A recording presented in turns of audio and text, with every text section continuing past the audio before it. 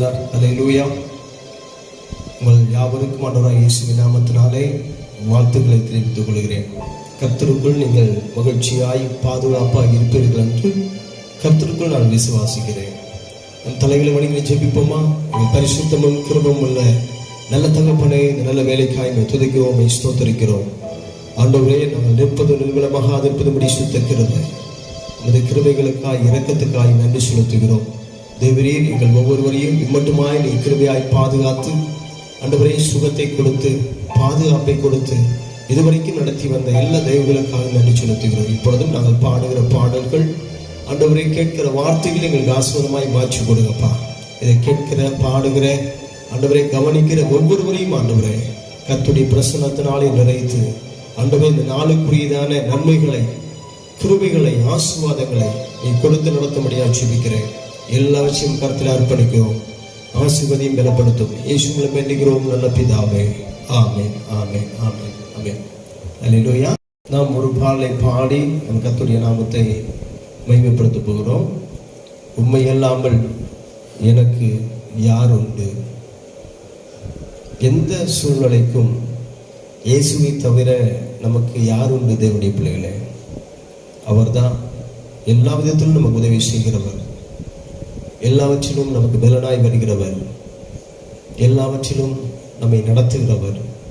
அவரை நோக்கி நாம் பாடி கர்த்தருடைய நாமத்தை மகிமைப்படுத்துவோம்.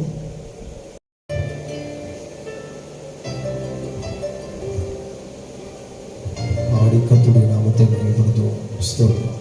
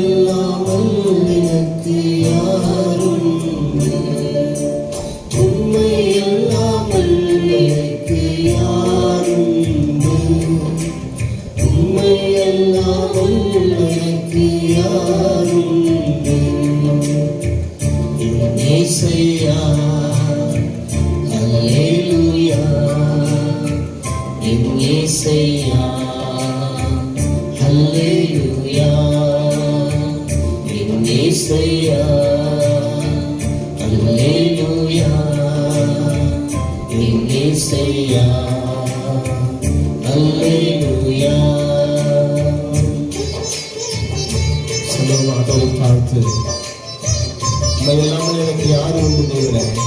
எனக்கு கஷ்டங்களுக்கு எனக்கு நீர் இல்லாமல் யாரு உதவி செய்ய முடியும்?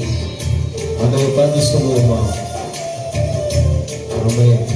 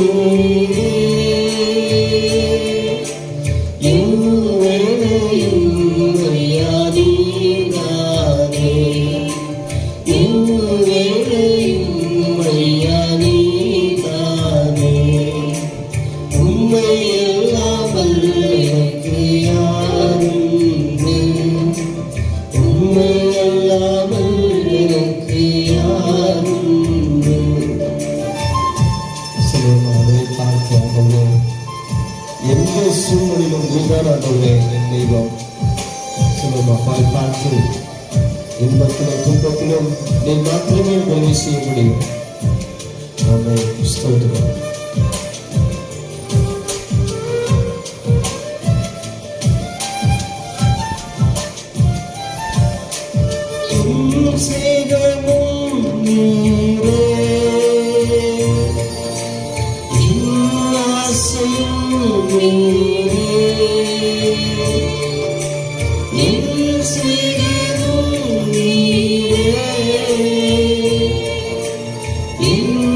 ஆசையும் நீரே, என் எல்லாமே ஐயா நீதானே, என் எல்லாமே ஐயா நீதானே. உம்மை அல்லாமல் எனக்கு யாருண்டு, உம்மை அல்லாமல் எனக்கு யாருண்டு.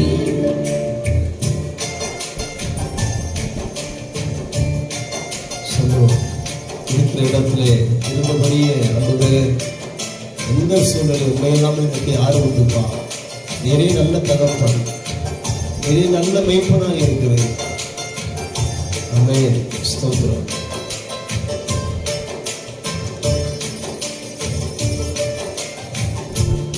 Praise the Lord.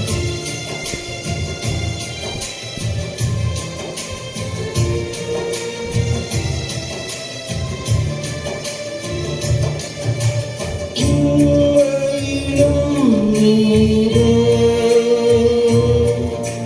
மறுமையிலும் நீரே,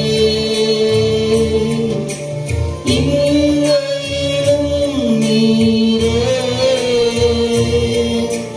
மறுமையிலும் நீரே. இந்நாளுமே ஐயா நீதானே, இந்நாளுமே ஐயா நீதானே. உம்மை அல்லாமல் எனக்கு யாருண்டு, உம்மை அல்லாமல் எனக்கு யாருண்டு, உம்மை அல்லாமல் எனக்கு யாருண்டு, உம்மை அல்லாமல் எனக்கு யாருண்டு. என் இயேசையா, ஹல்லேலூயா, என் இயேசையா, ஹல்லேலூயா, என் இயேசையா, ஹல்லேலூயா, என் இயேசையா, ஹல்லேலூயா. அல்லேலூயா. ஆண்டவராகிய இயேசுவின் நாமத்தினாலே உங்கள் யாவருக்கும் அன்பின் வாழ்த்துக்கள். இந்த நாளிலுமா வேத வசனத்தை நாம் தியானிக்கலாம். 1 கொரிந்தியர் 1வது அதிகாரம் 8வது வசனத்தை நாம் வாசிக்க கேட்போம்.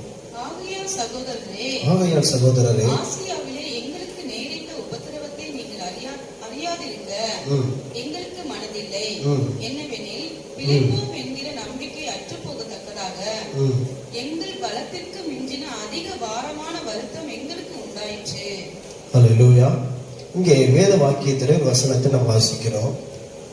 பிழைப்போம் என்கிற நம்பிக்கை அற்று போக்கத்தக்கதாக எங்கள் பலத்துக்கு மிஞ்சின அதிக பாரமான வருத்தம் எங்களுக்கு உண்டாயிற்று. இந்த வார்த்தைகளை சொன்னது அப்போஸ்தலனாகிய பவுல்.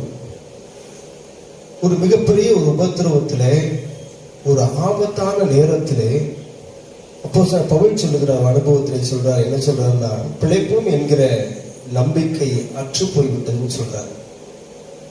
எனக்கு அன்பானவர்களே, பிழைப்போம் தப்பிப்போம் என்கிறதான அந்த நம்பிக்கை முற்றிலும் அற்று போய்விட்டது என்று சொல்றார். இந்த நாட்களிலே கூட எங்கு பார்த்தாலும் கொள்ளை நோய்களின் தாக்கங்கள் அதிகமாகிக் கொண்டிருக்கிறது. அநேக இடங்களிலே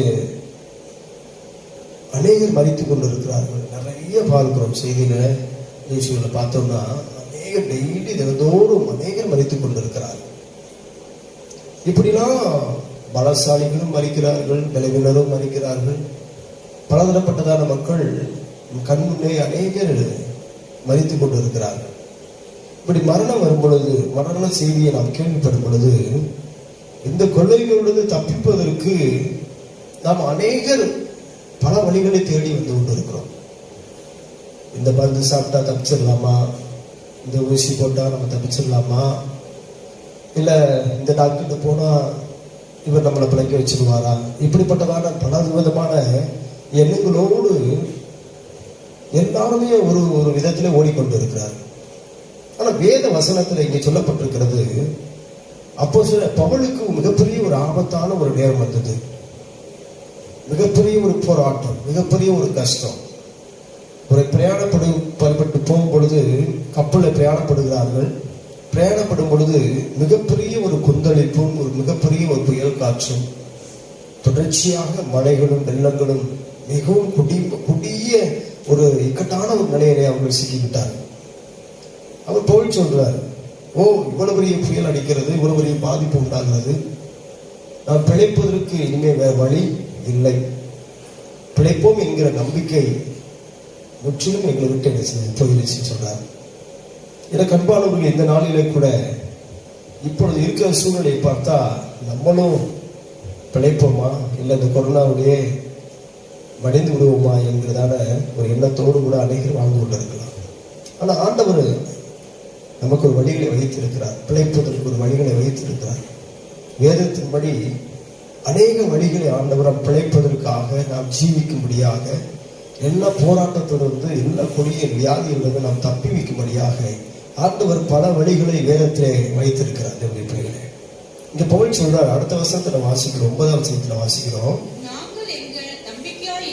நாங்கள் எங்கள் மேல் நம்பிக்கையாகிறார்கள், மரித்தோரை எழுப்புகிற தேவன் மேல் நம்பிக்கையாய் இருக்கத்தக்கதாக. ஆமா, நாங்க முழுமையாவே நாங்க முடிவு பண்ணிட்டோம். என்ன பண்ணிட்டோம்னா, நிச்சயமா இந்த ஆபத்திலிருந்து, இந்த கொடுமையான இந்த புயலிலிருந்து, மிகப்பெரிய ஒரு ஆபத்திலிருந்து நிச்சயமா நம்மளால நினைச்ச முடியாது, நினைச்சிருவோம் அப்படிங்கிற நம்பிக்கையெல்லாம் இழந்து நிச்சயமா நாங்க என்ன செஞ்சிருவோம், செத்துருவோம் அப்படிங்கிற ஒரு நம்பிக்கையில வந்துட்டான்.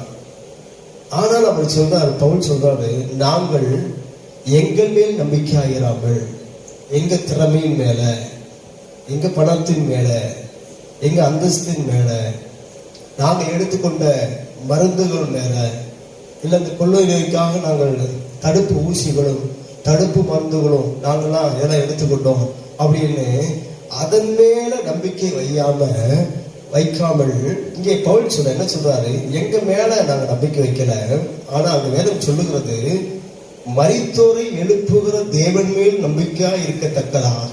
யார மேல நம்பிக்கை வைக்கணுமா? மரித்தோரை எழுப்புகிற தேவன். ஆமென் சொல்லுங்க, அல்லேலூயா. ஏன் அப்படி ஒரு நம்பிக்கை வச்சாரு? எங்க மேல, எங்க பலன் மேல, எங்க எங்க பாதுகாப்பு கவசங்கள் மேல எங்களுக்கு நம்பிக்கை இல்லை. யார் மேல நம்பிக்கை வைக்கிறோம்? எங்க ஆண்டவராக இயேசு மேல நம்பிக்கை வைக்கிறோம். அல்லேலூயா. மரித்தோரை எழுப்புகிறவராகிய இயேசுவின் மேல. ஏன்னா அவர் மரித்தார், மீண்டும் 3ஆம் நாள் உயிரோடு எழுப்பினவர். ஆமென் சொல்லுங்களேன், அல்லேலூயா. ஆமென். அவர் மரித்தவனை உயிரோடு எழுப்பினவர். அவரால் முடியாத காரியம் ஒன்றும் இல்லை. ஆண்டவர் சொல்றார், நான் நேற்று மீண்டும் என்றும் மாறாதவராயிருக்கிறேன் வேதம் சொல்லுகிறது. என்னுடைய பிள்ளைகளே, இந்த நாளிலே உங்க நம்பிக்கை எதுல வைக்கிறீங்க?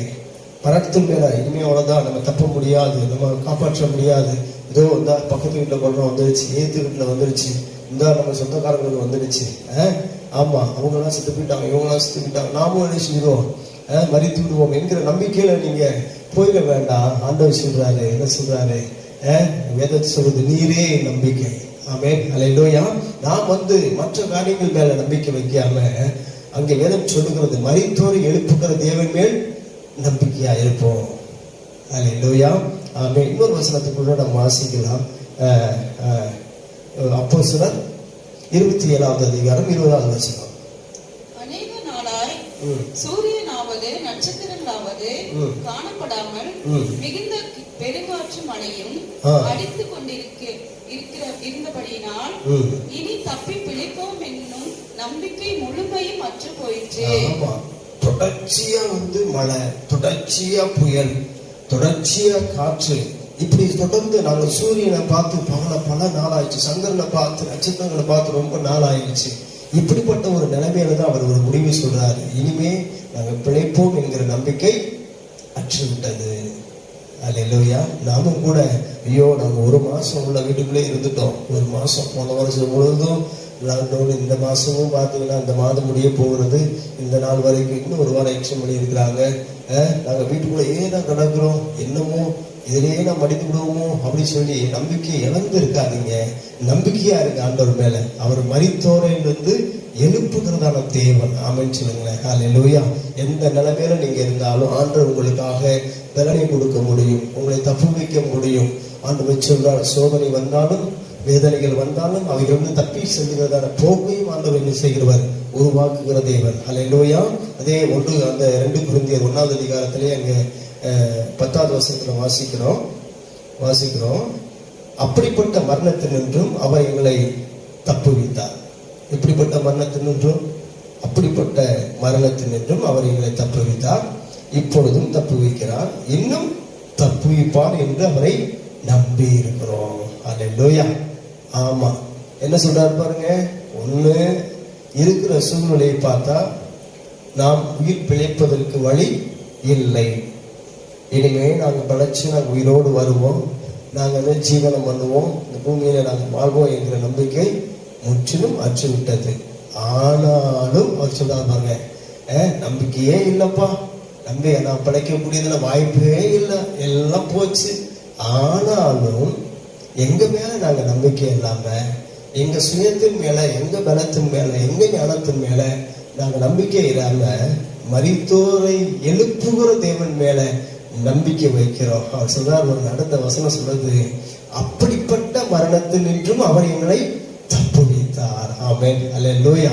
ஆமா, இதை பார்த்து கொண்டிருக்கிற கர்த்தருடைய பிள்ளைகளே, உங்களையும் ஆண்டவர் என்ன செய்வார்? தப்புவிக்கிற வல்லமையுள்ள தேவனாய் இருக்கிற தேவனுடைய பிள்ளைகளே, நீங்க எதை குறிச்சும் கவலை வேணாம், கவலைப்பட வேணாம், பயப்பட வேணாம்.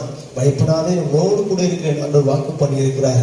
ஒருவேளை எங்க வீட்டுக்குள்ள நீங்க உட்கார்ந்துகிட்டு, ஐயோ எனக்கு பயமா இருக்கிறது, பலசாலியெல்லாம் மறித்து கொண்டிருக்கிறார்களே, வசதி படைத்தவர்களாம் மறித்து கொண்டிருக்கிறார்களே, என்ன தடுப்பு மருந்து எடுத்தாலும், எத்தனை ஊசிகள் போட்டாலும், எத்தனை பாதுகாப்பு இருந்தாலும், ஆனாலும் அதே மீறி மரணம் வருகிறதே, நமக்கும் வந்து விடுமோ, நானும் மறித்து விடுவேனோ, என் குடும்பத்தை யார் பாப்பா? இப்படிப்பட்டதான ஒரு எண்ணங்களோடு, இப்படிப்பட்டதான குழப்பங்களோடு, பயத்தோடு நீங்க இருக்க தேவையே இல்லை. என்னுடைய பிள்ளைங்க சொல்றாரு பாருங்க, அப்படிப்பட்ட மரணத்தினின்றும் அவர் எங்களை தப்புவித்தார். அல்லேலூயா. ஆமென். அந்த சொல்றார், 100 வயதிலும் உன்னை நான் தாங்குவேன், உன்னை ஏந்துவேன், உன்னை சுமப்பேன், உன்னை தப்புவிப்பேன் சொன்னவர். ஆமென். அல்லேலூயா. ஆமென். அங்கு சொல்லப்பட்டிருக்கிறது, அவர் என்ன செய்யறாரா? தப்புவித்தார், இப்போதும் தப்புவிக்கிறார், இன்னும் தப்புவிப்பார் என்று அவர் மேல நம்பிக்கையா இருக்கும். அல்லேலூயா.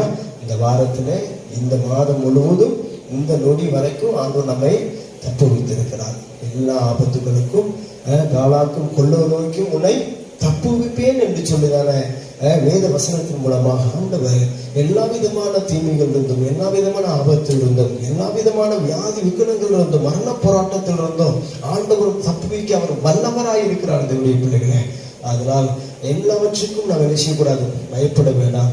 தப்பு வைக்கிற கர்த்தர் நம்ம கூட இருக்கிறார். வேதத்திலிருந்து நம்ம ஒரு சில காரியங்களை நாம் பிழைத்துக் கொள்ளும்படியான ஒரு சில வார்த்தைகளை நாம் என்னால் என்ன செய்வோம்? விரைவாக நம்ம சீக்கிரமாக நாம் பார்க்கலாம். ஆதியாகமம் 20வது அதிகாரம் 7வது வசனத்தை நாம் எடுத்து வாசிக்கலாம். அந்த மனுஷனுடைய மனைவியை அனுப்பிவிடு, அவன் ஒரு தீர்க்கதரிசி, நீ பிழைக்கும்படிக்கு அவன் உனக்காக வேண்டுதல் செய்வான். என்ன செய்வான்? வேண்டுதல் பண்ணுவான். நீ அவளை அனுப்பி விடாதிருந்தால் நீ உன்னை சேர்ந்தவரும் யாவரும் சாகவே சாவீர்கள். அல்லேலூயா. அங்கே வேதம் சொல்லுகிறது, ஆமா, ஒரு மெய்யாவே ஒரு தீர்க்கதரிசி. யாரை குறித்து அங்கே சொல்லப்பட்டிருக்கிறதுன்னா ஆபிரகாமை குறித்து அங்கே வேதத்தில் எழுதி வைக்கப்பட்டிருக்கிறது. ஒரு சம்பவம் அங்கே நடக்கிறது. நம்ம முழுமையா அந்த சம்பவத்துக்குள்ள போக வேண்டாம். அங்கே வேதத்தில் அங்க சொல்றாரு, என்ன சொல்றாருன்னா, அவன் ஒரு தீர்க்கதரிசி, என்ன, அவன் நீ பிழைக்கும்படி உனக்காக என்ன செய்வான்? வேண்டிக் கொள்ளுவான். அல்லேலூயா. ஆமா, அப்போ ஒரு செபிக்கிற மனுஷனாய் ஆபிரகாம் இருந்திருக்கிறார். பாருங்களேன், வேத வசனத்துல அங்க அழகா சொல்லப்பட்டிருக்கிறது. பாருங்க, என்ன சொல்லப்பட்டிருக்கிறது? அவன் உனக்காக நீ பிழைக்கும்படி அவன் என்ன செய்வானா? வேண்டுதல் பண்ணுவான்னு வேதம் சொல்லுகிறது. எனக்கு அன்பானவர்களே, இன்னைக்கு கர்த்தருடைய பிள்ளைகளா இருக்கிற நாம் இப்படிப்பட்டதான ஒரு அழிவை நோக்கி நம்ம தேசம் போய் கொண்டிருக்கிறது. நம்மை சுற்றிலும் கொள்ளை நோய்கள் வந்து கொண்டிருக்கிறது. நம்மை சுற்றிலும் ஆபத்துகள் நிறைந்து கொண்டிருக்கிறது. எங்கு பார்த்தாலும் போராட்டங்களும் துர்ச்செய்திகளும் இப்படிப்பட்டதான சூழ்நிலைக்கு நம்ம கண்கூட நம்ம பார்க்கிறோம், காதால கேட்கிறோம். எத்தனை பேர் நாம இப்படி ஜனங்கள் பிழைக்கும்படி, நம்ம குடும்பம் தப்பும்படி, நம்ம குடும்பம் பிழைக்கும்படி எத்தனை பேர் ஆண்டவருடைய சமூகத்தில் நீங்கள் செபித்து கொண்டிருக்கீங்க சொல்லுங்க, யோசனை பண்ணி பாருங்க. வேதம் சொல்லுகிறது, என் நாமத்தினால எதை கேட்டாலும் அதை நான் என்ன செய்வேன் வேதம் சொல்லுகிறது. ஆமா, ஆபத்து காலத்துல என்ன நோக்கி கூப்பிடு ஆண்டவர் சொல்றாரு. அப்ப பாருங்களேன், இப்போ அவன் உனக்காக நீ பிழைக்கும்படி உனக்காக என்ன செய்வானா, வேண்டுதல் செய்வான். அப்போ நம் தேசம் பிழைக்கும்படி, நம்ம ஜனங்கள் பிழைக்கும்படி, நம்ம குடும்பம் பிழைக்கும்படி நாம் செய்ய வேண்டிய காரியம் என்ன தெரியுமா? என்ன செய்யணுமா? வேண்டுதல் செய்யணுமா? யார்கிட்ட? ஏசப்பாட்ட. ஏசப்பாட்ட ஜெபிக்கணும், ஏசப்பாட்ட ஜெபிக்கணும். அழிவிலிருந்து தப்பணுமா? நம்ம தேசம் பாதுகாக்கப்படணுமா? குடும்பம் அந்த கொள்ளையிலிருந்து காப்பாற்றப்பட வேண்டும் என்று சொன்னா நீ வாயை மூடிக்கிட்டு சும்மா இருக்க வேண்டியதான காலம் இது அல்ல. என்ன பண்ணணும்னா நீங்க குடும்பமாய் உட்கார்ந்து வேண்டுதல் செய்யணும். ஆமென் சொல்லுங்களேன். ஆமென். கஷ்டம் வரும் பொழுது, உபத்திரவம் வரும் பொழுது, போராட்டம் வரும்போது சோர்ந்து போய் படுத்து விடக்கூடாது. நாம் என்ன செய்யணும்னா அந்த அழிந்து போகாதபடி, நம் ஜீவன் தப்பும்படியாக, நம்ம தேசம் தப்பும்படியாக, தேச தலைவர்கள் தப்பும்படியாக, காப்பாற்றப்படும்படியாக நம்ம என்ன செய்யணுமா? வேண்டுதல் செய்யணும். எனக்கு அன்பானவர்களே, நாம் தெரிந்தவர்கள், நாம் ஜெபிக்கிறோம்னா யார் ஜெபம் பண்ணுவான் சொல்லுங்க பாப்போம். ஜெபித்தால் நம்ம தேசம் தப்ப முடியும், ஜெபித்தால் நம்ம குடும்பம் பிழைக்க முடியும், ஜெபித்தால் நம்ம பட்டணமே என்ன செய்ய முடியும்? காப்பாற்றப்பட முடியும். பிள்ளைகளே, நம்ம இருக்கிற பகுதிகளுக்காக நாம் ஜெபிக்க வேண்டும். ஆண்டவரே, நாங்கள் இருக்கிற பகுதி மக்களை நீங்கள் காப்பாற்றுங்க, நீங்க பாதுகாத்துக் கொள்ளுங்க. இந்த கொரோனா அழிவிலிருந்து எங்க ஜனங்கள் பாதுகாக்கப்படணும் ஆண்டவரே, எந்த உயிரும் போகக்கூடாதுன்னு சொல்லி நம்ம நினைச்சோம். வேண்டுதல் பண்ணணும். தேவனுடைய பிள்ளைகளே, நாம தான் ஜெயிக்கணும், ஜெபிக்கணும். ஊழியக்காரர்களுக்காக நாம் ஜெபிக்கணும். எல்லாம் நம்மளை சேர்ந்தவர்கள், நம்மை சார்ந்தவர்கள், அரசு தலைவர்கள் எல்லாருக்காக நாம் என்ன செய்யணும்? ஜெபம் பண்ண வேண்டும் என்று சொல்லி வேதம் சொல்லுகிறது. அவன் அழகா சொல்லப்பட்டு பாருங்களேன், அடையாளப்படுத்தி சொல்லியிருக்கிறார் பாருங்க. அது மாஸ்டர் ரொம்ப அழகா இருக்குது பாருங்களேன். அவன் ஒரு தீர்க்கதரிசி. ஆமென். நீ அழிந்து போகாதபடி அவன் உனக்காண்டி என்ன செய்வானா? வேண்டுதல் பண்ணுவான். பாருங்க, அப்ப ஒரு ஜெபிக்கிற மனுஷன் அவர் ஜெயத்தை என்ன செய்ய முடியும்? பெற்றுக்கொள்ள முடியுது பிள்ளைகளே. ஆமென். அப்ப ஜெபம் இல்லாம நம்ம எந்த பாதுகாப்பு நம்ம என்ன செய்ய முடியாது, அடைய முடியாது. ஜெபிக்காம எந்த அழிகளிலிருந்து நம்ம என்ன செய்ய முடியாது, தப்ப முடியாது பிள்ளைகளே. ஒரு இக்கட்டான நிலைமையில வாழ்ந்து கொண்டு இருக்கும். டெய்லி வீட்டுல ஜெபம் பண்றீங்களா? நீங்க குடும்பமா உட்காந்து ஜெபிங்க, ஜெபம் பண்ணுங்க, வேண்டுதல் பண்ணுங்க. ஆண்டவரே, இந்த அழிவிலிருந்து என் குடும்பத்தை பாதுகாத்துக் கொள்ளுங்க, என் தேசத்தை பாதுகாத்துக் கொள்ளுங்க, என் சொந்த பந்தங்களை பாதுகாத்துக் கொள்ளுங்க, திருச்சபை மக்களை பாதுகாத்துக் கொள்ளுங்க. ஜெபிங்க டெய்லி. ஜெபிக்காம நம்ம எந்த பாதுகாப்பையும் என்ன செய்ய முடியாது, பெற்றுக்கொள்ள முடியாது பிள்ளைகளே. ஜெபிக்க வேண்டும். இன்னொரு வசனத்தை வாசிக்கணும். யோவான் எழுதின சுவிசேஷம் 3:15. தன்னை விசுவாசிக்கிறவன் எவனோ அவன் கெட்டு ஜீவனை அடையும்படிக்கு உயர்த்தப்பட வேண்டும். ஆமென். அப்ப என்ன செய்யணும்? நித்திய ஜீவனை நாம் அடைய வேண்டும் என்று சொன்னா இயேசுவை நாம் என்ன செய்யணும்? உயர்த்த வேண்டும் பிள்ளைகளே. இயேசுவிடம் நாம் என்ன செய்யணும்? ஜெபிக்க வேண்டும், மன்றாட வேண்டும், இயேசுவை உயர்த்த வேண்டும் பிள்ளைகளே. ஆமென். கர்த்தர் நம்மை எதுக்காக அழைத்திருக்கிறார்?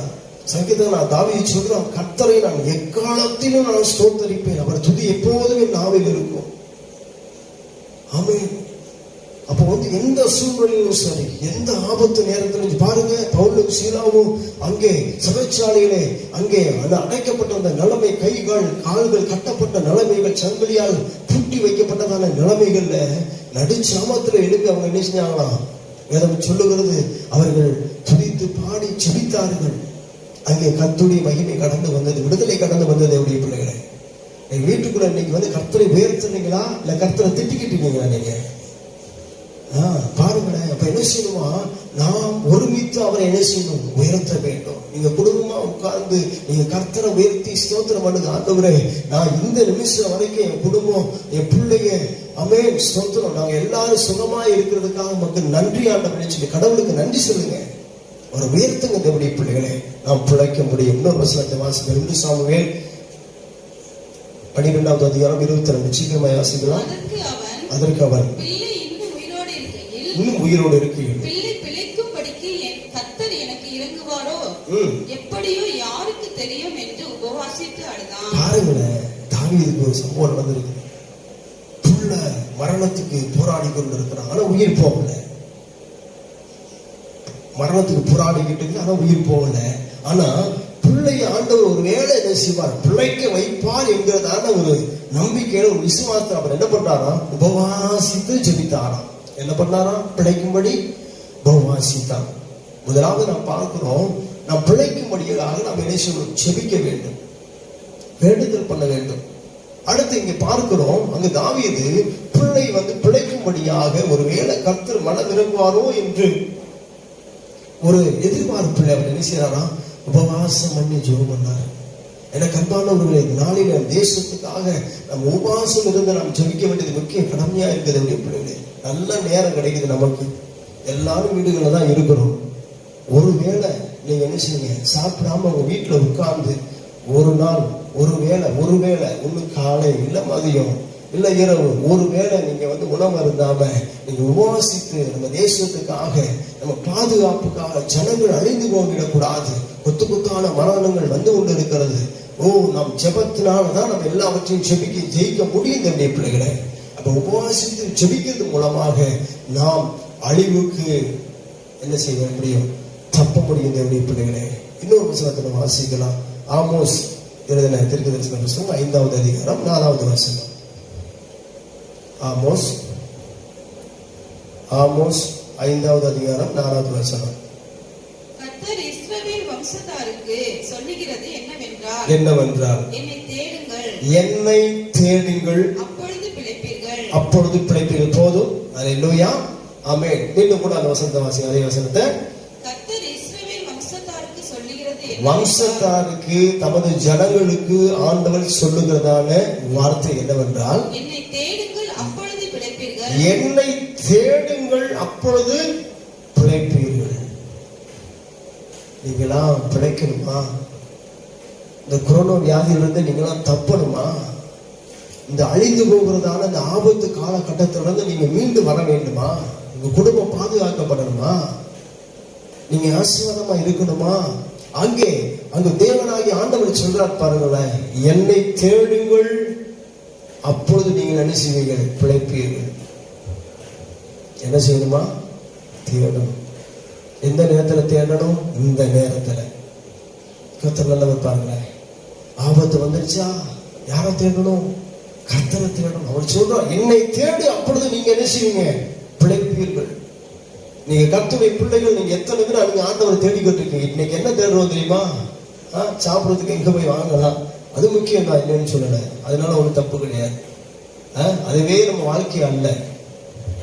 பணத்தை தேடுறோம், ஓடணும், பணத்தை தேடி ஓடணும். என்ன ஆச்சு இன்னைக்கு? வேலையை தேடி ஓடணும். என்ன ஆச்சு இன்னைக்கு? வேலைகள்லாம் பொருள் சேர்க்கணும், ஆஸ்தி சேர்க்கணும், சம்பாத்தியம் பண்ணணும், ஓடிக்கிட்டே இருந்துமே, தேடி ஓடணுமே. என்ன ஆச்சு இன்னைக்கு? தேடினதெல்லாம் ஒன்றும் நமக்கு பிரயோஜனம் அல்ல. ஆண்டவர் சொல்றாரு, நமது ஜனங்களை பார்த்து சொல்றாரு, என்னை தேடுங்கள் அப்பொழுது நீங்கள் என்ன செய்வீங்க, பிழைப்பீங்க. எனக்கு அன்பானவர்களே, நீங்க எத்தனை தடவை நீங்க ஆண்டவரை தேடுங்க, ஒரு நாளைக்கு சொல்லுங்க பார்ப்போம். ஆண்டவருக்காக நீங்க எவ்வளவு நேரத்தை நீங்க செலவு பண்றீங்க? நீ தேடுங்கன்னா என்னது? இயேசுவை அதிகாலையிலே தேடுகிறவன் என்னை கண்டடைகிற வேதம் சொல்லுகிறது. தேவனுடைய பிள்ளைகளே, வேதம் சொல்லுவது கர்த்தரை கண்டடையத்தக்க சமயத்தில் அவரை தேடுங்கள், கர்த்தரை நித்தமும் அவரை தேடுங்கள் வேதம் சொல்லுகிறது. நீங்க தேடுறீங்களா? இல்ல அப்படியே தூங்கிடுறீங்களா? பாருங்க, இந்த ஆபத்தான காலகட்டத்துல கூட நம்ம கடவுளை தேடலைன்னா, அங்க ஞாயிற்றுக்கிழமை தான் அநேகரை பார்க்கிறோம். திடீர்னு ஞாயிற்றுக்கிழமை சபைக்கு வருவோம், திடீர்னு பார்த்தா காணாம போயிடுவோம். வேற வேலையை தேடி போயிடுவோம், இல்ல திருமண காரியத்தை தேடி போயிடுறது, இந்த மாதிரி போயிடுறோம். ஆண்டவர் சொல்றார், நமக்கு ஒரு தருணத்தை கொடுக்கிறார். தேவனுடைய பிள்ளைகளுக்கு, கர்த்தரை அறிந்த பிள்ளைகளுக்கு, எல்லா மக்களுக்கும் ஒரு அழைப்பை கொடுக்கிறார். அருமையான தேவனுடைய பிள்ளைகளை, என்னை தேடுங்கள் அப்பொழுது நீங்கள் பிழைப்பீர்கள். குடும்பம் பிழைக்கணுமா? உன் பிள்ளைகள் பிழைக்கணுமா? நீங்க உயிரோடு இருந்து பூமியிலே வாழ்ந்து ஆண்டுடைய நாமத்தை மையப்படுத்த வேண்டும் என்று சொன்னா, நீங்க கர்த்தரை தேடுங்க. அதிகாலையில தேடுங்க. அதிகாலையில் எழுப்பி குடும்பமா உட்கார்ந்து நீங்க என்ன செய்யுங்க, நல்ல ஒரு பாடலை பாடி வேத வசனத்தை வாசித்து ஆண்டவருக்கு நன்றிச்சுட்டு அவனை தேடுங்க. என்னை தேடுகிறவனுக்கு நான் தென்படுவேன். ஆண்டவர் சொல்றார், என்னை தேடுகிறவனுக்கு நான் தென்படுவேன். என்னை விட்டு விடுகிறவனை நானும் விட்டு விடுவேன். அநேகர் ஜெபத்தை விட்டுட்டீங்க, அநேகர் வேத வசனத்தை விட்டுட்டீங்க, அநேகர் இதெல்லாம் எதை விடுறீங்களோ இல்லையோ, ஆனா வேத வசனத்தை விடக்கூடாது, கர்த்தருடைய பாதத்தை விடக்கூடாது. பிள்ளைகளே, என்னை தேடுங்கள், அப்பொழுது நீங்கள் நினைச்சுவீங்க, பிழைப்பீர்கள். கர்த்தரை கண்டடையத்தக்க சமயத்துல தேடுங்க. யோசபாத்து காரியங்களை குறித்து பார்க்க 2:20 நான் வாசிக்கிறோம். அங்க பாருங்களேன், பெரிய யுத்தம் வருகிறது. யோசபாத் பயந்து கர்த்தரை தேடுவதற்கு ஒருமனப்பட்டார்கள். வேதம் சொல்லுகிறது, பிரச்சனை வருது, போராட்டம் வருது, அழிவு வருது, அங்க நெருக்கங்கள் வருது, நம்ம அழிந்து போகக்கூடியதான சூழ்நிலை வருது என்று சொன்னா நாம் அதவே நினைத்து கொண்டு சோர்ந்து போய் நாம் பயந்து விட்டு முடங்கிவிடக் கூடாது. பிள்ளைகளை, கர்த்தரை தேட வேண்டும். கர்த்தரை தேடுங்கள், கண்டடைவீர்கள். தட்டுகிறவனுக்கு தான் திறக்கப்படும், அவன் கேட்கிறவனும் பெற்றுக்கொள்வது விதம் சொல்லுது. இந்த நேரத்துல அநேகர் மருந்து மாத்திரைகள் தேடி தேடி தேடி போறோம். ஒன்றும் தப்பு இல்லை. நம்ம பாதுகாப்புக்கு நம்ம அநேக காரியங்களை, அரசாங்கம் சொல்லுகிற காரியங்கள், நம்ம மருத்துவங்கள் சொல்லுகிறதான அந்த காரியங்களை தேடி வாங்கி நம்ம அதை நம்ம எடுத்துக்கிறதுனால ஒன்றும் தப்பு இல்லை. ஆனா அதவே நம்பி அது நம்மை காப்பாற்றி விடும், அதை நம்மை பிழைக்க வைத்து விடும் என்று சொல்லி நம்பிக்கையில வந்துடக்கூடாது. வேதம் சொல்லுகிறது, நம்ம பிழைக்க வேண்டும் என்று சொன்னா கர்த்தரை தேட வேண்டும். கர்த்தரை தேடும் பொழுது நாம் பிழைக்க முடியும். பிள்ளைகளை, ஸ்தோத்திரம். கர்த்தனால் நம்ம இன்னொரு வசனத்தை வாசிப்போம். உபாகமம் 30வது அதிகாரம் 6வது வசனம். உன் தேவனாகிய கர்த்தரில் நீ உன் முழு இருதயத்தோடும் உன் முழு ஆத்துமாவோடும் அன்பு கூர்ந்து பிழைக்கும்படிக்கு தேவனாகிய கர்த்தர் உன் இருதயத்தையும் உன் சந்ததியார் இருதயத்தையும் சேதனம் பண்ணி. என்ன சொல்றாங்க பாருங்களேன், நீ பிழைக்கணும்னா அவரிடத்துல நீ என்ன செய்யணுமா? அன்பு கூற வேண்டும் என்று வேதம் சொல்லுகிறது. மீண்டும் அந்த வசனத்தை வாசிங்க. உன் தேவனாகிய கர்த்தரில் நீ உன் முழு இருதயத்தோடு. யாரு நீ அப்படின்னா குடும்பத்தில் இருக்கிறதான பெரியோர் முதல் சிறியோர் வரைக்கும் ஒவ்வொருவரும் தனித்தனியா நீ பிழைக்கணும்னா நீ உன் முழு இருதயத்தோடு உன் முழு ஆத்துமாவோடு அன்பு கூர்ந்து போதும். என்ன செய்யணுமா? அன்பு கூற வேண்டும். யாரு மேல? தேவன் மேல அன்பு கூற வேண்டும். அல்லேலூயா. இந்த நேரத்தில் ஆண்டவரே அநேகர் என்ன செய்யறாங்கன்னா வெறுத்து கொண்டு இருக்கிறார். அநேகர் என்ன செய்யறாங்க, ஜெபிக்கிறேன்னு என்ன அர்த்தம்? ஆண்டவரை மறந்துட்டீங்க, அல்லது ஏன் ஆண்டவரே எங்களுக்கு இந்த மாதிரி பாடுகள் உபத்திரம், எங்களுக்கு பயமா இருக்குது ஆண்டவரே, உங்களுக்கு வல்லமை இருக்குதா இல்லையா, இப்படி எல்லாம் மக்கள் செத்துக்கிட்டு இருக்காங்களே, ஒருவேளை இப்படிப்பட்டதான ஒரு விறுவிறுப்போடு கூட இருக்கலாம். ஆனா வேதம் சொல்லுகிறது, நீங்க பிழைக்க வேண்டும் என்று சொன்னா என்ன பண்ணணும்னா நம்ம முழு இருதயத்தோடும் முழு ஆத்மாவோடும் நாம் பிழைக்கும்படி தேவனுடைய சமூகத்தில் என்ன செய்யணுமா? அன்பு கூற வேண்டும். அல்லேலூயா. அதான் ஃபாதர் கூட பாடுவார். என்ன சொல்ல பாடுவாரு? அன்பு கூறுவேன் இன்னும் அதிகமாய், இன்னும் ஆண்டவர் மேல அன்பு என்ன செய்யணும்? அதிகமாய் கொண்டே இருக்கணும். தேவனுடைய பிள்ளைகளை, ஆண்டவர் நாம இந்த மாதம் முழுவதும் இந்த நிமிஷம் வரைக்கும் ஆண்டவர் நம்மை பாதுகாத்து வந்திருக்கிறாரே. நம்மளை எவ்வளவு பாசம் வச்சிருந்தாருன்னா, எவ்வளவு நேசம் வச்சிருந்தாருன்னா, ஆண்டவர் இது வரைக்கும் நம்மளை ஜீவனை கொடுத்து பாதுகாத்து வந்திருப்பாரு. பாருங்களேன். அப்ப ஆண்டவர் மேல இந்த நாட்களிலே அதிகமா அன்பு வைக்க வேண்டும். நீங்க அன்பு வச்சீங்கன்னா அவர்கிட்ட பேசாம இருக்க முடியாது, அவரை கூப்பிடாம இருக்க முடியாது, அவரை தேடாம இருக்க முடியாது, அவரிடம் ஜெபிக்காம இருக்க முடியாது, அவரை நோக்கி பார்க்காமல் இருக்க முடியாது. அப்படி பிள்ளைகளே, அந்த அன்பு இல்லாத நீங்க தேடவே மாட்டீங்க நிச்சயமா. ஆமா, நிச்சயமா. அப்ப பாருங்களேன், அப்ப ஆண்டவருடைய சமூகத்துல எப்படி அன்பு கூறணும்? முழு இதயத்தோடு முழு ஆத்மாவோடும் நம்ம என்ன செய்யணுமா? ஆண்டவர் மேல அன்பு வைக்க வேண்டும். வேதம் சொல்லுகிறது. இன்னொரு வசனத்தை வாசிக்கலாம். ஏசாயா 55வது அதிகாரம் 3வது வசனம். உன் செவியை சாய்த்து என்னிடத்தில் வாருங்கள், கேளுங்கள், அப்பொழுது உங்கள் ஆத்துமா பிழைக்கும். பாருங்களேன், தாவீதுக்கு அருளின நிச்சயமான கிருபைகளை உங்களுக்கு நித்திய உடன்படிக்கையாக ஏற்படுத்துவேன். போதும். ஆண்டவர் சொல்றாரு பாருங்களேன். முத வரிய வாசிங்க. உங்கள் செவி ஃபர்ஸ்ட் என் சத்தத்துக்கு நீங்க என்ன கொடுங்க? செவி கொடுங்கன்னு ஆண்டவர் சொல்றார். இவ்வளவு நாள் ஓடிக்கிட்டு தானே இருந்தோம், வசனத்தை கேட்டும் அதுக்கு கீழ்ப்படிறது கிடையாது. எத்தனையோ பேர் எச்சரித்தும் எத்தனையோ தீர்க்கதரிசிகள் எச்சரித்தும் நம்ம தேசம் ஒன்றும் யாரும் எந்த தலைவர்களும் யாரும் எதுவும் கேட்டுக்கிறது இல்லை. ஓடிக்கிட்டே தான் இருந்தோம். இது கத்துடைய பிள்ளைகளே அப்படிதான். சரிதானே? வாரம் சபைக்கு வாங்க, ஞாயிற்றுக்கிழமை வாங்க, வேற எங்கேயும் போய் விடாதீங்கன்னு சொல்லி நம்ம சொன்னாலும் ஆராதனை நடக்கிற நேரத்துல வேலைகளை தேடி போயிடும். சரிதானா? ஆமா. அந்த ஞாயிற்றுக்கிழமை தான் திருமணம் வைப்பாங்க. கல்யாணத்துக்கு ஞாயிற்றுக்கிழமை போயிடுறது. ஆண்டவர் தேடி வர்றது கிடையாது. சொந்த பந்தங்கள் ஞாயிற்றுக்கிழமை வந்துட்டாங்கன்னு சொந்த பந்தங்களை தேடி போயிடுறது. என்ன இப்படிப்பட்டதான காரியம்? வேதம் சொல்லுகிறது அந்த பரிசுத்த ஓய்வு நாள்னு யாருடையது? கர்த்தருடைய நாள். அது அந்த கர்த்தருடைய நாள்ல ஆராதனைக்கு வராதபடி நீங்க வேற வேற வேலைகளுக்கு போகும் பொழுது இன்றைக்கு ஆராதனை நாளிலே நம்ம ஆராதிக்க முடியாத ஒரு சூழ்நிலையில நம்ம வந்துவிட்டோம். பாருங்களேன், அந்த சொல்ற இப்பயாவது நீங்க என்ன செய்யுங்க? என் சத்தத்துக்கு செவி கொடுங்க, கீழ்ப்படிங்க. அவருடைய வசனத்துக்கு என்ன செய்யுங்க? நீங்க கீழ்ப்படிங்க. வேத வசனம் என்ன சொல்லப்பட்டு சொல்லுகிறதோ அதன்படி நீங்க உங்க வாழ்க்கையை என்ன செய்யுங்க? ஒப்பு கொடுங்க, அர்ப்பணிங்க தேவனுடைய பிள்ளைகளை. ஆமா, வேதம் சொல்லுகிறது அவருடைய வசனத்துக்கு நடுங்கிறவன் ஆண்டவர் என்ன செய்யறாரா? நோக்கி பார்க்கிறார். வேதம் சொல்லுகிறது ஒரு வசனம் என் கால்களுக்கு தீபமும் என் பாதைக்கு வெளிச்சமுமாய் வருகிறது என்று வேதம் சொல்லுகிறது. தேவனுடைய பிள்ளைகளை செவி கொடுங்க, கர்த்தருடைய வார்த்தைக்கு கீழ்ப்படிங்க. மனுஷ வார்த்தைக்கு நீங்க கீழ்ப்படுகிறீங்களோ இல்லையோ, ஆனா வேத வசனத்துக்கு நீங்க கீழ்ப்படிஞ்சுதான் ஆகணும். அப்பதான் நம்ம பிழைக்க முடியும். ஆண்டவர் சொல்றாரு, இந்த நாட்களிலேயாவது உன் பொல்லாத குணங்களை விட்டு நீ மனந்து நம்ம என் சத்தத்துக்கு என்ன செய்யுங்க? செவி கொடுங்கள். வேதம் சொல்லுகிறது என் ஆடு என் சத்தத்துக்கு செவி கொடுக்கும். ஆண்டவர் சொல்றாரு பாருங்க. அப்ப இந்த நாட்கள் இதுவரைக்கும் ஆண்டவர் இந்த வார்த்தைக்கு நான் எதுக்கெல்லாம் நான் செவி சாய்க்காம இருந்தனோ அந்த காரியத்துல எனக்கு ஒரு மன்னிப்பை தாங்க ஆண்டவர். இந்த நாளில எங்களை நாங்க அர்ப்பணிக்கிறோம். இனிமே ஆண்டவர் இந்த நாட்களோடு முடிஞ்சதும் ஆண்டவர் வசனத்தின்படி ஞாயிற்றுக்கிழமை ஆராதனைக்கு வருவேன். உங்க சத்தியத்தின்படி நான் நடப்பேன். உங்க சத்தியத்தை நான் ஏற்றுக்கொள்ளுவேன். உங்க சத்தியத்தை நான் விசுவாசிப்பேன். என் முழு இதயத்தோடு முழு ஆத்மாவோடு நான் என்ன செய்ய உங்க மேல அன்பு கூறுவேன்னு சொல்லி நீங்க என்ன செய்ய ஒரு பொருத்தனை பண்ணுங்க, தீர்மானம் பண்ணுங்க. நீங்க பிழைக்க முடியாது அப்படியே பிள்ளைகளே. இந்த வசனத்தை கூட மீண்டும் கூட அந்த 4 வரிகளை நம்ம வாசித்தா நல்லா இருக்கும்னு நினைக்கிறேன்.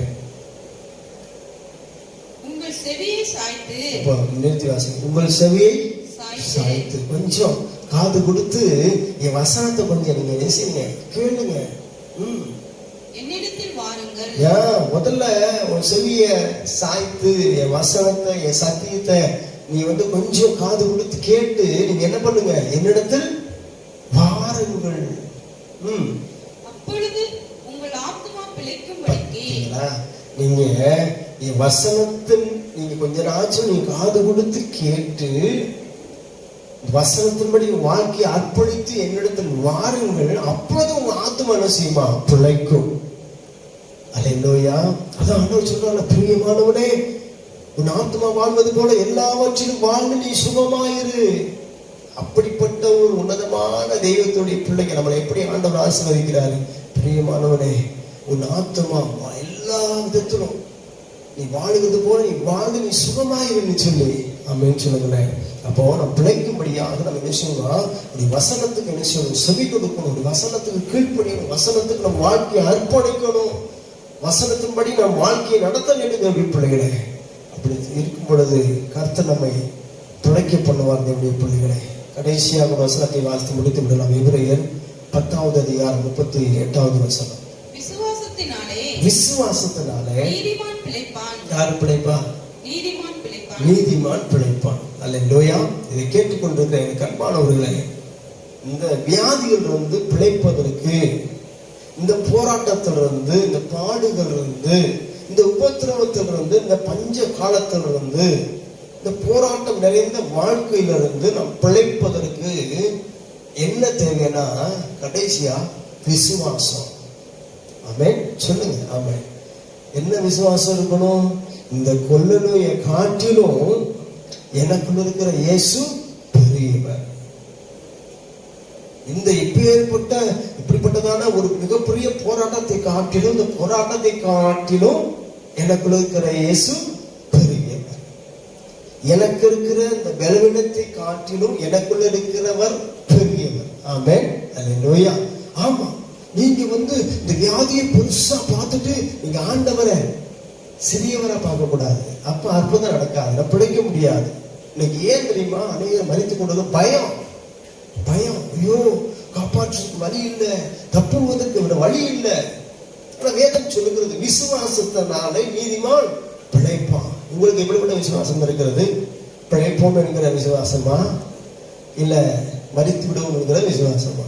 அதுக்கு பவுல் கூட முதல் வசனத்துல பார்க்க பார்த்தீங்கன்னா, பவுல் கூட சொல்றாரு, பிழைப்போம் தப்புவோம் என்கிற நம்பிக்கை முற்றிலும் அற்று விட்டது. ஆனாலும் மரித்தோரை எழுப்புகிற தேவன் மேல இந்த நம்பிக்கை நேர்ந்து வைக்கிறவன் சொல்லப்பட்டு. உங்க நம்பிக்கை எங்க இருக்குது? இப்போ உங்க விசுவாசம் பாருங்க. ஆமா, இதுவரைக்கும் எங்களை தப்பு வைத்தார், இன்னும் தப்பு வைப்பார். ஆமே, அவர் அப்படி ஒரு நம்பிக்கை வைங்க. ஆமா, இதோ இஸ்ரவேலை காக்கிறவர் உறங்குவதும் இல்லை, தூங்குகிறதும் இல்லை. தேவனுடைய பிள்ளைகளே, எனக்கு அன்பானவர்களே, இந்த வசனத்தை சத்தியத்தை கேட்டுக்கொண்டிருக்கிறவங்க யாருடைய ஆண்டவர் எல்லா போராட்டத்திலிருந்து, எல்லா வியாதியிலிருந்து, எல்லா ஆபத்திலிருந்து ஆண்டவர் உங்களை தப்புவிப்பார். ஆமென், அல்லேலூயா. ஆமா, அப்ப என்ன செய்யணும்? நாம் பிழைக்கும்படியாக என்ன செய்ய வேண்டும்? பிழைக்கும்படியாக என்ன செய்ய வேண்டும்? ஜெபிக்க வேண்டும், வேண்டிக் கொள்ள வேண்டும். தேவனுடைய பிள்ளைகளே, நம்ம தேசம் பிழைக்கும்படியா, தேச தலைவர்கள் பிழைக்கும்படியா, குடும்பம் பிழைக்கும்படியாய் நாம் என்ன செய்யணும்? வேண்டிக் கொள்ள வேண்டும். நாம் பிழைக்கும்படியா உபவாசம் இருந்து நாம் குடும்பமாய் ஒருமனப்பட்டு ஜெபிக்க வேண்டும். அப்புறம் ஆண்டவர் சொல்றார், என்னை தேடுகிறவன் என்ன செய்வான்? பிழைப்பான்.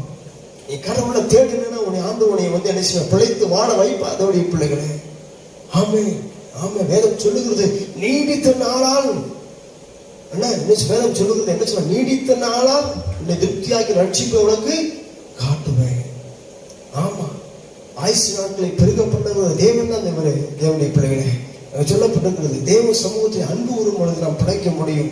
அவனுடைய வசனத்துக்கு நாம் செவி கொடுக்கும் பொழுது, நம் தவறுகளை, நம் பிழைகளை நாம் திருத்திக் கொள்ளும் பொழுது நம்ம என்ன செய்ய முடியும்? பிழைக்க முடியும். தேவனுடைய பிள்ளைகளே, அவருடைய வசனத்துக்கு நடுங்கும் பொழுது, கீழ்ப்படும் பொழுது நாம் பிழைக்க முடியும். அடுத்து கடைசியா, விசுவாசிக்கிறவன் பிழைக்க முடியும். விசுவாசத்தினாலே நீதிமான் பிழைப்பான். எதை குறிச்சும் கவலைப்படாதீங்க. எனக்குள்ள இருக்கிறவர் பெரியவர், என் குடும்பத்தை நேசிக்கிறவர் பெரியவர், நாங்கள் ஆராதிக்கிற தெய்வம் எங்களை தப்புவிக்க வல்லவர் என்பதை நாங்கள் அறிந்திருக்கிறோம். பிள்ளைகளே, அப்படிப்பட்ட ஒரு விசுவாசம் வேணும். நான் ஆராதிக்கிறேன், நான் கும்பிடுகிற தெய்வம் எப்படிப்பட்ட தெய்வம்? அவர் மரணத்தை ஜெயித்தவர், பாதாளத்தை வென்றவர், அண்ட சராசரங்களையும் படைத்து ஆளுகை செய்கிறவர். அவருடைய கரத்திலே சத்துவம் இருக்கிறது, அவருடைய கரத்திலே வல்லமை இருக்கிறது. அவர் சொன்னால் ஆகும், கட்டளையிட்டால் நிற்கும். தேவனுடைய பிள்ளைகளே, ஆமென். விசுவாசத்தினாலே நீதிமான் பிழைக்க முடியும். நம்மெல்லாம் இதை பார்த்து கொண்டிருக்கிற கண்பானவர்களே, நீங்கெல்லாம் எப்படிப்பட்ட உங்களுக்குள்ள விசுவாசம் இருக்கிறது? என்ன விசுவாசத்தில் இருக்கு? என்ன நம்பிக்கையில இருக்கிறீங்க? நாளில எதன் சொல்லும், விசுவாசத்தினால் நீதிமான் பிழைப்பான். நம்ம ஒரு அறிக்கை செய்யணும். என்ன அறிக்கை செய்யணும்? அந்த ஒரு வசனத்தை கூட நம்ம அந்த 2 கொரிந்தியர் அந்த வசனத்தை எடுத்துக்கொள்வோமா? 2 கொரிந்தியர் 1வது அதிகாரம்